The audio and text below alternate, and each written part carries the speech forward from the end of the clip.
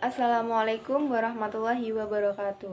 Perkenalkan, nama saya Yeni Gigi Purnamasari dengan NIM 211F100275 dari kelas A1, Prodi Pendidikan Luar Biasa dari Universitas PGRI Argopuro Jember. Di video kali ini, saya akan menjelaskan kembali materi tentang pendidikan anak bermasalah sosial dengan dosen pengampu yaitu Ibu Sugihartati SPD MPD. Yang pertama, saya akan menjelaskan tentang konsep masalah sosial. Dalam kehidupan bermasyarakat, dipastikan banyak permasalahan sosial dampak dari perubahan atau perkembangan zaman dari berbagai aspek. Permasalahan sosial merupakan juga suatu kegagalan. Kegagalan yaitu kegagalan merupakan hal yang wajar dalam kehidupan. Hanya saja setiap manusia menyikapi permasalahan tersebut dengan pemikiran, perasaan, dan sikap yang berbeda. Permasalahan sosial tentunya kondisi yang tidak diinginkan tetapi terjadi di dalam masyarakat karena dapat mengganggu ketentraman masyarakat sehingga diperlukan adanya tindakan sebagai hasil dari kesepakatan bersama untuk mengatasi atau memperbaiki masalah tersebut. Permasalahan sosial dianggap sebagai persoalan karena menyangkut tata kelakuan yang bersifat immoral atau berlawanan dengan hukum, yang sifatnya dapat merusak individu atau suatu kelompok tertentu. Penyelesaian masalah pun tidak dengan semena-mena. Maksudnya tanpa adanya pertimbangan atau ukuran-ukuran dari masyarakat mengenai apa yang dianggap baik atau buruk, permasalahan sosial tersebut tidak akan selesai. Jadi harus ada kesepakatan antara masyarakat. Permasalahan ini diselesaikan dengan cara yang bagaimana. Ada beberapa faktor pencetus masalah sosial. Yang pertama, perkembangan masyarakat. Di dalam masyarakat ada suatu masalah yang semakin melebar dengan cepat karena adanya guncangan di dalam masyarakat atau suatu kelompok, sehingga terjadinya kekagetan budaya atau cultural shock dan kesenjangan budaya atau cultural lag. Yang kedua, permasalahan sosial umumnya juga timbul karena adanya ketidaksesuaian antara unsur-unsur kebudayaan atau masyarakat, di mana dapat membahayakan kehidupan individu atau masyarakat sehingga menghambat terpenuhinya keinginan-keinginan pokok warga kelompok sosial yang menyebabkan kepincangan ikatan sosial. Yang ketiga, permasalahan sosial akan menimbulkan hubungan yang tidak baik antara unsur-unsur masyarakat, unsur-unsur kebudayaan, dan terjadi pula bentrok atau ketidaksesuaian sehingga hubungan antar sosial terganggu dan mengakibatkan hancurnya kehidupan suatu kelompok. Ada 6 faktor penyebab masalah sosial. Yang pertama ada faktor ekonomi, yang kedua ada faktor sosial, yang ketiga faktor budaya, dan yang keempat faktor psikologis, yang kelima faktor biologis, dan yang keenam faktor teknologi. Yang pertama faktor ekonomi. Faktor ekonomi juga disebut di mana ada suatu masyarakat atau individu yang tidak mampu mencukupi kebutuhan hidupnya secara layak, khususnya secara materi. Masalah ekonomi ini tidak lagi dipandang sebagai kondisi kekurangan dalam mencukupi kebutuhan secara ekonomi, melainkan juga dalam pengaturan distribusi dan produksi yang mempengaruhi kondisi ekonomi bangsa dan kemudian berimbas pada kesenjangan masyarakat yang adil dan merata. Contoh permasalahan sosial dari faktor ekonomi yaitu orang yang benar-benar miskin tidak mendapat bantuan, namun orang yang lebih mampu mendapat bantuan. Mengapa? Karena ada hubungan kekerabatan dengan pihak yang berwenang. Yang kedua ada faktor sosial. Faktor sosial merupakan menjadi permasalahan ekonomi, yaitu dari suatu keadaan ketidakseimbangan sosial yang ada di dalam masyarakat dan kemudian menjadi suatu perbedaan yang sangat mencolok. Kesenjangan sosial atau faktor sosial yang ada di Indonesia lebih terlihat antara orang baik, pejabat maupun pengusaha dengan rakyat biasa. Biasanya permasalahan faktor sosial ini menjadi penyebab terjadinya kesenjangan sosial, salah satunya kemiskinan dan kurangnya lapangan pekerjaan. Yang ketiga yaitu faktor budaya. Faktor budaya biasanya disebabkan karena adanya ketidaksesuaian pelaksanaan norma, nilai, dan kepentingan sosial pada pola masyarakat yang heterogen atau multikultural. Contoh faktor budaya biasanya terjadi antaranya kenakalan remaja, konflik antar suku, diskriminasi, gender, pernikahan dini, perceraian, hingga eksploitasi lingkungan. Dalam masalah tersebut, budaya sangat berperan dari faktor masalah sosial, karena kebudayaan yang semakin berkembang justru menimbulkan peran terhadap masalah sosial. Munculnya berbagai budaya luar dianggap sebagai budaya baru yang ternyata menerabas dan membuat masyarakat berperilaku tidak disiplin dan menerapkan budaya yang tidak diharapkan masyarakat secara luas. Yang keempat, faktor psikologis. Permasalahan sosial ini merupakan masalah pola pikir suatu masyarakat atau pribadi tertentu yang bersinggungan dengan tatanan kehidupan sosial. Contoh masalah yang bersumber dari faktor psikologi biasanya adanya pemahaman mengenai penyimpangan dari ajaran agama yang jika diamati secara detail tidak masuk akal, dan munculnya raja-raja palsu, juga munculnya gerakan separatis anti pemerintah. Faktor biologis. Faktor biologis ini merupakan masalah sosial yang timbul akibat adanya ketidaksesuaian keadaan lingkungan yang berpotensi menimbulkan ketidakstabilan kondisi biologis masyarakat. Contoh faktor biologis ini terjadi di masa kini dan sangat relevan, yakni terjadinya pandemi COVID-19. Namun alhamdulillah di tahun ini sudah mulai hilang COVID-19-nya dan sudah mulai melepas masker. Yang terakhir yaitu teknologi. Dari faktor teknologi ini dipicu karena adanya kemajuan teknologi. Kemajuan teknologi jadi hal yang luar biasa dan membantu banyak pekerjaan serta memudahkan beberapa kelompok masyarakat.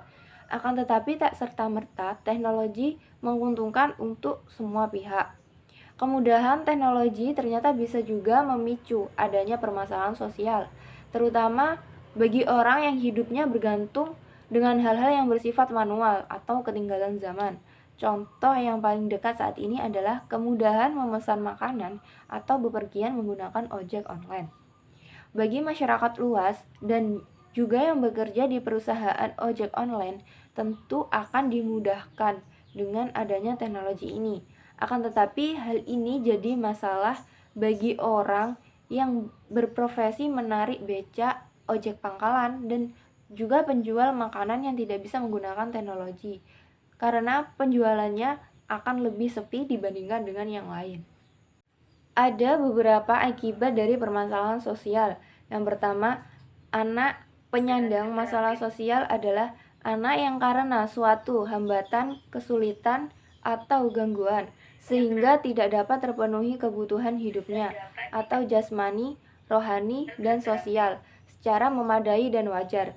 Hambatan, kesulitan, dan gangguan tersebut dapat berupa kemiskinan, keterlantaran, kecacatan, ketunaan sosial, keterbelakangan, keterasingan, dan perubahan lingkungan atau secara mendadak yang kurang mendukung seperti terjadinya bencana. Anak penyandang masalah sosial perlu mendapatkan perhatian khusus. Pemerintah harus dapat meningkatkan kinerja dalam penanganan penyandang masalah sosial untuk menyikapi dampak beratnya masyarakat menanggung beban hidup. Oleh karena itu, anak penyandang masalah sosial perlu diberdayakan, salah satunya melalui pemberian pendidikan, sehingga dapat lebih memiliki kualitas hidup yang lebih baik. Yang pertama ada anak terlantar. Anak terlantar adalah seorang anak yang berusia 6 tahun sampai 18 tahun. Didakwa atau dijatuhi pidana karena melakukan tindak pidana. Dengan kriteria yang pertama, berasal dari keluarga fakir miskin. Dan yang kedua, anak yang dilalaikan oleh orang tuanya. Yang ketiga, anak yang tidak terpenuhi kebutuhan dasarnya. Yang kedua, anak penyandang disabilitas. Dengan kriteria yang pertama, mengalami hambatan untuk melakukan suatu aktivitas sehari-hari. Yang kedua, mengalami hambatan dalam bekerja sehari-hari. Yang ketiga, tidak mampu memecahkan masalah secara memadai. Yang ketiga, anak korban tindakan kekerasan.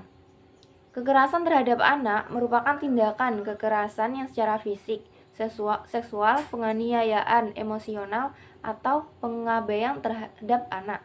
Bentuk-bentuk kekerasan lainnya ataupun dengan membiarkan orang berada dalam situasi berbahaya sehingga menyebabkan fungsi sosialnya terganggu.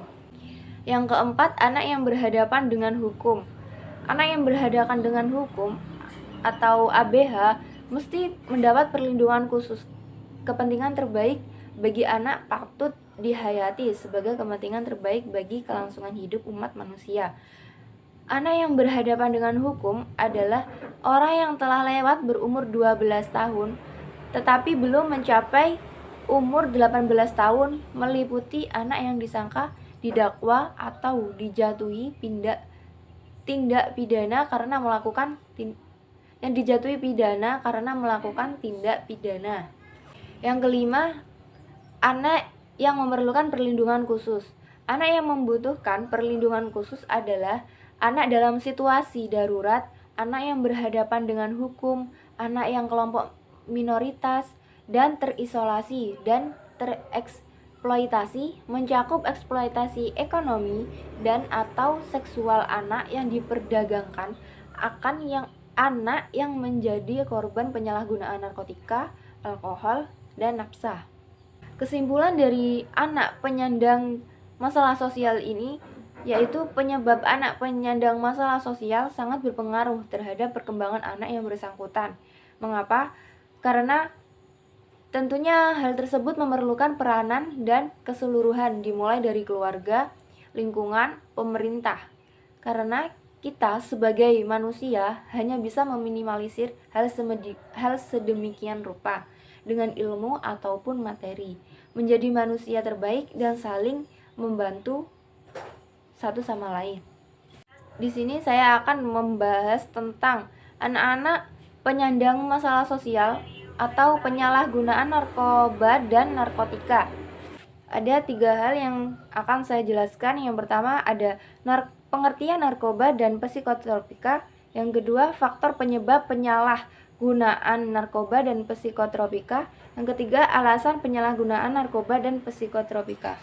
Menurut undang-undang yang mengatur tentang narkotika pasal 1 Undang-Undang Republik Indonesia Nomor 22 Tahun 1997 dijelaskan bahwa narkotika adalah zat atau obat yang berasal dari tanaman atau bukan tanaman, baik sintetis maupun semi sintetis, yang dapat menyebabkan penurunan atau perubahan kesadaran, hilangnya rasa, mengurangi sampai menghilangkan rasa nyeri, dan dapat menimbulkan ketergantungan. Menurut Undang-Undang Nomor 5 Tahun 1997, psikotropika adalah zat atau bukan obat narkotika, baik alami maupun sintetis, yang bersifat psikoaktif melalui pengaruh selektif pada susunan sistem saraf pusat, serta dapat menimbulkan ketergantungan atau ketagihan. Faktor penyebab penyalahgunaan narkotika dan psikotropika.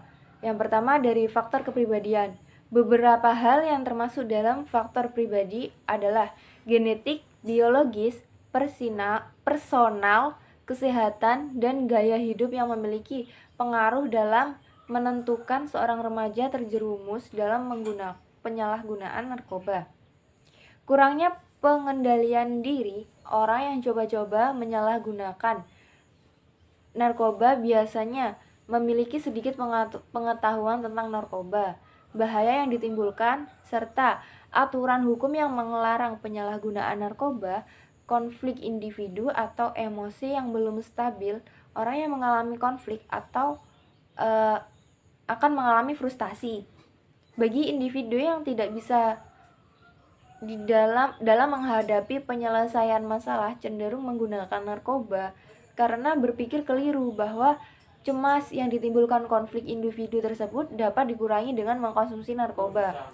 Terbiasa hidup senang atau mewah. Orang yang terbiasa hidup mewah karena berupaya menghindari permasalahan yang lebih rumit. Biasanya mereka lebih menyukai penyelesaian masalah secara instan atau membutuhkan waktu yang singkat, sehingga akan memilih cara-cara yang simpel dalam memberikan kesenangan melalui penyalahgunaan narkoba yang dapat memberikan rasa euforia serta secara berlebihan. Yang kedua, dari faktor keluarga. Faktor keluarga yaitu dari kurangnya kontrol keluarga orang tua yang terlalu sibuk sehingga jarang mempunyai waktu kontrol dengan anggota keluarga. Anak yang kurang perhatian dari orang tuanya cenderung mencari perhatian di luar. Biasanya mereka juga mencari kesibukan bersama teman-temannya. Kurangnya penerapan disiplin dan tanggung jawab. Tidak semua penyalahgunaan narkoba dilakukan oleh remaja dimulai dari keluarga yang broken home. Semua anak mempunyai potensi yang sama untuk terlibat dalam penyalahgunaan narkoba. Penerapan disiplin dan tanggung jawab kepada anak akan mengurangi resiko anak terjebak di dalam penyalahgunaan narkoba. Anak yang mempunyai tanggung jawab terhadap dirinya, orang tua, dan masyarakat akan mempertimbangkan beberapa hal yang sebelum mencoba-coba untuk menggunakan narkoba. Yang ketiga, dari faktor lingkungan. Masyarakat yang individualis, lingkungan atau yang individualistik dalam kehidupan kota besar cenderung kurang peduli dengan orang lain. Sehingga setiap orang hanya memikirkan permasalahan dirinya tanpa peduli dengan orang sekitarnya. Akibat banyak individu dalam masyarakat kurang peduli dan penyalahgunaan narkoba yang semakin meluas di kalangan remaja dan anak-anak. Pengaruh teman sebayanya, pengaruh kelompok juga berperan penting terhadap penyalahgunaan narkoba. Hal ini disebabkan karena menjadi syarat kemudahan untuk dapat diterima oleh anggota kelompok tersebut. Kelompok atau geng mempunyai kebiasaan perilaku yang sama antar sesama anggota. Jadi tidak aneh bila kebiasaan berkumpul ini juga mengarahkan perilaku yang sama untuk mengkonsumsi narkoba. Misalnya dari satu kelompok menggunakan narkoba, sedangkan ada orang baru yang ingin masuk ke suatu kelompok tersebut dengan dikasih persyaratan harus menggunakan narkoba. Kalau tidak menggunakan narkoba ini, maka orang tersebut tidak diperbolehkan untuk masuk ke dalam anggota kelompok atau geng tersebut. Yang keempat, ada faktor pendidikan. Pendidikan akan bahaya penyalahgunaan narkoba di sekolah juga merupakan salah satu bentuk kampanye anti penyalahgunaan narkoba. Kurangnya pengetahuan yang dimiliki oleh siswa-siswi akan bahaya narkoba juga dapat memberikan andil terhadap meluasnya penyalahgunaan narkoba di kalangan pelajar. Dan yang kelima, faktor masalah dan komunitas sosial. Faktor yang termasuk dan mempengaruhi kondisi sosial seorang remaja antara lain hilangnya nilai-nilai dalam sebuah keluarga dan sebuah hubungan, hilangnya perhatian dengan komunitas, dan susahnya beradaptasi dengan baik atau bisa dikatakan merasa seperti alien. Keenam, dari faktor populasi yang rentan. Remaja masa kini dalam sebuah lingkaran besar di mana sebagian remaja berada di dalam lingkungan yang beresiko tinggi terhadap penyalahgunaan narkoba. Banyak remaja yang mulai mencoba-coba menggunakan narkoba seperti amfetamin, tipe stimulan, atau termasuk di dalamnya alkohol, tembakau, dan obat-obatan yang diminum tanpa resep atau petunjuk dari dokter, serta obat psikoaktif, sehingga menimbulkan berbagai macam masalah pada akhirnya. Ada 3 penyebab penyalahgunaan narkoba dan psikotropika. Yang pertama, penyebab dari diri sendiri, yaitu ketidakmampuan kita menyesuaikan diri dengan lingkungan kepribadian yang lemah, kurangnya percaya diri, tidak mampu mengendalikan diri, dorongan ingin tahu, ingin mencoba, ingin meniru. Dorongan ini berpetualang mengalami tekanan jiwa, tidak memikirkan akibat di kemudian hari, ketidaktahuan akan bahayanya narkoba. Yang kedua, penyebab yang bersumber dari keluarga atau orang tua. Salah satu atau kedua orang tua adalah penyalahgunaan atau pengguna narkoba, tidak mendapatkan perhatian dan kasih sayang dari orang tua, keluarga tidak harmonis atau tidak ada komunikasi yang terbuka dalam keluarga, orang tua tidak memberikan pengawasan kepada anaknya, orang tua yang selalu mengajarkan anaknya, orang tua yang terlalu memanjakan anaknya, orang tua sibuk mencari uang atau mengejar karir, sehingga kurangnya perhatian kepada anaknya, sehingga anak merasa terabaikan. Yang ketiga, penyebab dari teman atau kelompok sebaya. Adanya satu atau beberapa teman kelompok yang menjadi pengguna narkoba, adanya anggota kelompok yang menjadi pengedar narkoba, adanya ajakan atau rayuan dari teman kelompok untuk menggunakan narkoba secara paksaan dari teman kelompok agar menggunakan narkoba, karena apabila tidak mau menggunakan narkoba maka akan dianggap tidak setia kawan atau ingin menunjukkan perhatian kepada temannya. Dan yang keempat, penyebab dari sumber lingkungan. Masyarakat tidak acuh atau tidak peduli.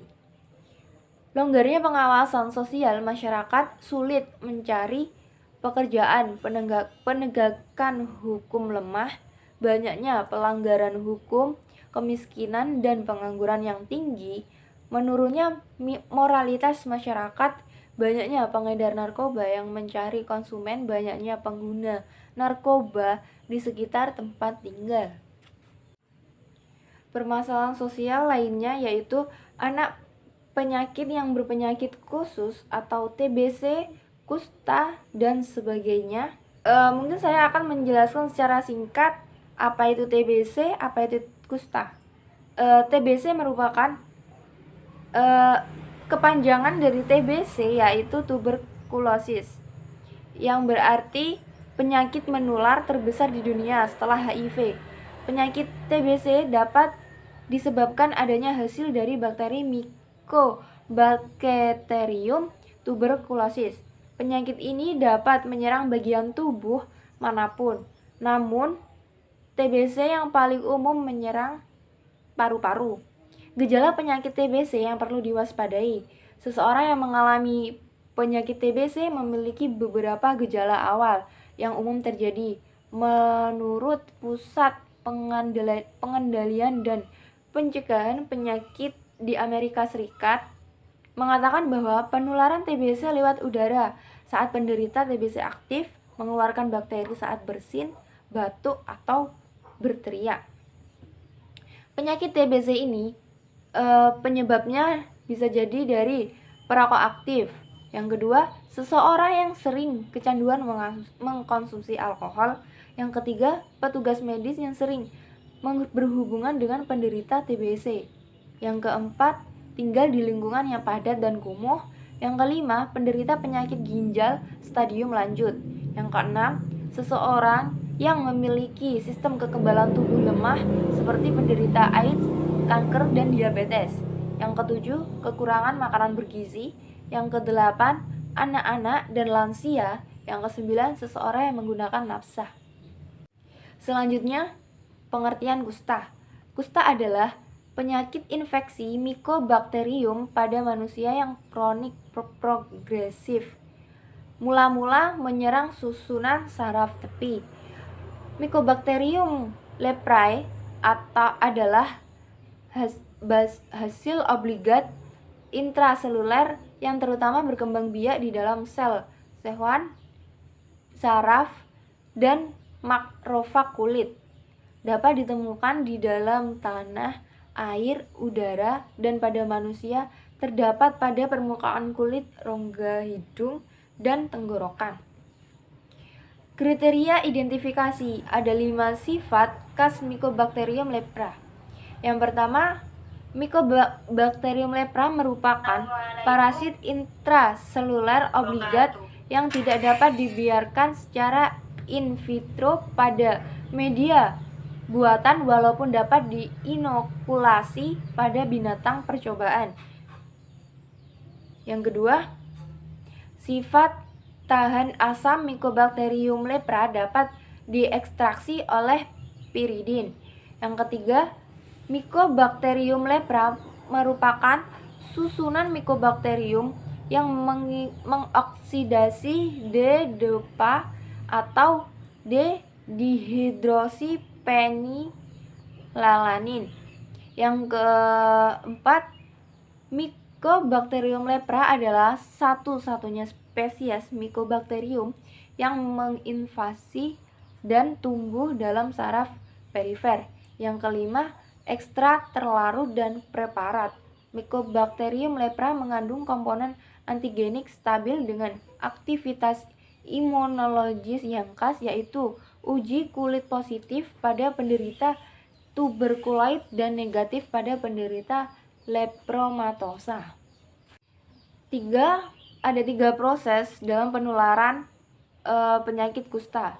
Yang pertama, jalan keluar dari penderita atau port of exit, terutama melalui sekresi lendir hidung yang paling banyak, ulkus, air susu ibu, dan usapan vagina.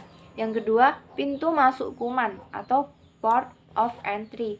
Yang paling mungkin adalah Tractus respiratorius, dapat juga mencapai permukaan kulit melalui folikel rambut, kelenjar keringat, dan air susu ibu, jarang dalam urin.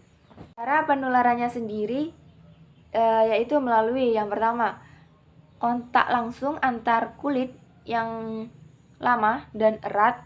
Yang kedua, percikan udara pernafasan atau secara inhalasi, sebab Mycobacterium lepra masih dapat hidup beberapa hari dalam droplet. Yang ketiga, melalui traktus gastrointestinalis. Yang keempat, vektor atau nyamuk. Dan yang kelima, Mycobacterium lepra yang hidup bebas di udara. Ada beberapa tanda-tanda kardinal penyakit kusta, yaitu yang pertama, anestesia. Yang kedua, lesi-lesi kulit. Yang ketiga, penebalan saraf perifer setempat. Yang keempat, ditemukannya Mycobacterium lepra atau bakteriologis positif. Klasifikasi reaksi kusta: erythema nodosum leprosum atau ENL. Kedua, reaksi pembalikan atau reaksi releval atau reaksi reversal, reaksi upgrading. Ada juga permasalahan tentang gelandangan dan pengemis, anak pemulung, dan anak jalanan. Yang pertama, saya akan menjelaskan tentang pengertian gelandang dan pengemis dan anak jalanan. Yang kedua, kriteria gelandang dan pengemis. Yang ketiga, penanganan gelandang dan pengemis dan anak jalanan. Pengertian gelandang dan pengemis. Gelandang dan pengemis seringkali biasa disingkat dengan gepeng. Menurut peraturan Pemerintah Republik Indonesia Nomor 31 Tahun 1980 tentang penanggulangan gelandangan dan pengemis, gelandangan adalah orang-orang yang hidup dalam keadaan tidak sesuai dengan norma kehidupan yang layak di dalam masyarakat setempat. Sedangkan pengemis adalah orang yang mendapatkan penghasilan dengan meminta-minta di muka umum dengan berbagai cara dan alasan untuk mengharapkan belas kasihan dari orang lain. Sedangkan pengertian anak jalanan adalah anak yang menghabiskan sebagian besar waktunya untuk melakukan kegiatan hidup sehari-hari di jalanan, baik untuk mencari nafkah atau berkeliaran di jalanan dan tempat-tempat umum lainnya. Anak jalanan merupakan ciri-ciri berusia dari 5 sampai 18 tahun dan melakukan kegiatan di jalan. Kriteria anak gepeng atau anak gelandang dan pengemis. Menurut Peraturan Daerah Nomor 15 Tahun 2017 tentang penanganan kegelandangan dan pengemis, pasal 5 dan pasal 6 menjelaskan bahwa gelandangan adalah orang-orang dengan kriteria lain. Dengan kriteria antara lain, yang pertama, tanpa kartu tanda penduduk atau KTP. Yang kedua, tanpa tempat tinggal yang pasti atau tetap. Yang ketiga, tanpa penghasilan yang tetap. Dan yang keempat, tanpa rencana hari ke depan anak-anaknya maupun dirinya. Kriteria pengemis. Pengemis adalah orang-orang dengan mempunyai kriteria yang pertama, mata pencarian tergantung pada belas kasihan orang lain. Yang kedua, berpakaian kumuh, kompang-kamping, dan tidak wajar. Yang ketiga, berada di tempat umum. Dan yang keempat, memperalat sesama untuk merangsang belas kasihan orang lain. Penanganan gepeng dan anak jalanan. Solusinya seperti kita mengayomi dan memberikan perlindungan yang layak kepada anak jalanan dan memberikan tempat bernaung, memberikan pendidikan yang selayak atau setinggi-tingginya dan lain-lain. Mungkin kita bertanya-tanya tentang mengapa bisa ada gelandang, pengemis, dan anak jalanan. Berikut ada beberapa faktor yang memicu munculnya gelandang dan pengemis serta anak jalanan. Yang pertama dari faktor kemiskinan. Kemiskinan memberi kontribusi yang cukup besar dalam munculnya gelandangan dan pengemis. Seseorang atau kelompok tertentu hidup menggelandang dengan alasan menutupi kebutuhan keluarga, sehingga berbagai macam cara dapat dilakukan tanpa melihat efek dari perbuatannya tersebut. Kemiskinan membuat seseorang lupa diri akan aturannya yang melekat pada masyarakat. Gelandangan tidak peduli dengan norma maupun ketetapan yang telah disepakati. Yang kedua, masalah pendidikan. Pendidikan yang rendah menyebabkan seseorang berbuat hanya mengendalikan ego pribadi tanpa memperdulikan dampak yang akan diterima oleh orang lain. Gelandangan dan pengemis turun ke jalan dan meminta-minta dikarenakan tidak adanya kemampuan dalam menganalisa apakah kegiatan tersebut telah sesuai dengan aturan-aturan selama ini yang dijalankan dalam kehidupan masyarakat. Maka dari itu gelandangan dan pengemis biasanya berasal dari anak-anak yang putus sekolah atau bahkan tidak pernah mencicipi pendidikan sama sekali. Dan yang ketiga, masalah keterampilan kerja. Perpindahan dan urbanisasi merupakan langkah awal bagi kemunculan gembel dan pengemis. Perpindahan dari desa ke kota menuntut para pencari kerja memiliki keterampilan yang memadai sehingga dapat diserap di lapangan kerja. Persaingan yang ketat ditambah dengan kurangnya pengalaman serta keterampilan para urban menjadikan mereka tidak terserap di lapangan kerja, sehingga akhirnya memutuskan untuk menggelandang di jalan dan meminta-minta, menjadikan gelandangan dan pengemis nyaman hidup dan rutinitas yang berkelanjutan, sehingga banyaknya gelandang dan pengemis di perkotaan untuk meminta-minta biar dikasih belas kasihan dari orang lain. Dan yang keempat dari masalah sosial budaya. Budaya dan kebiasaan malas yang telah menjadi modal dalam menjalani hidup sehari-hari menyebabkan suatu bentuk pergeseran nilai sosial, terutama dalam bidang etos kerja. Gelandangan dan pengemis berasal dari urban yang tidak cukup dari urban yang tidak terserap di lapangan kerja, lebih memilih menjadi pengemis dan menjamin uang tunai per hari tanpa mereka memiliki suatu keahlian khusus, kemalasan, dan tidak mau berusaha. Dan yang kelima, masalah harga diri. Gelandangan dan pengemis kebanyakan mengesampingkan harga diri dalam menjalani aksinya untuk mendapatkan keuntungan. Mereka tidak segan untuk menadahkan tangan kepada orang lain meskipun memiliki badan yang kuat dan tidak memiliki kekurangan jika dilihat dari kasat mata. Gelandangan dan pengemis tidak memperdulikan norma kesopanan dan kepatutan dalam menjalankan aksi. Bahkan tidak jarang mereka melakukan tipu muslihat demi keuntungan yang lebih besar. Misalnya dia pura-pura mempunyai kekurangan padahal orang itu normal. Dan yang keenam, masalah sikap pasrah pada nasib. Sikap pasrah dan nerima atau nerimo pada nasib yang kurang tepat menjadikan gelandangan dan pengemis seolah-olah menjustifikasi sikap mereka agar tetap bermalas-malasan tanpa ada usaha untuk memperbaiki diri dalam menjalani kehidupan.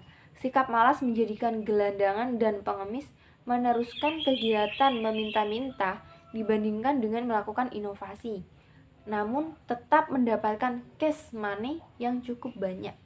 Yang ketujuh, kebebasan dan kesenangan menggelandang. Kebebasan yang diidentifikasi,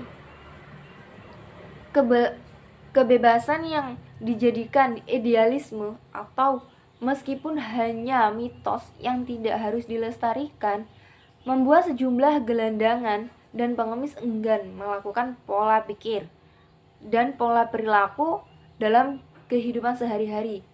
Keengganan untuk berubah mengakibatkan banyaknya program pemberdayaan baik dari pemerintah maupun swasta tidak berjalan dengan baik.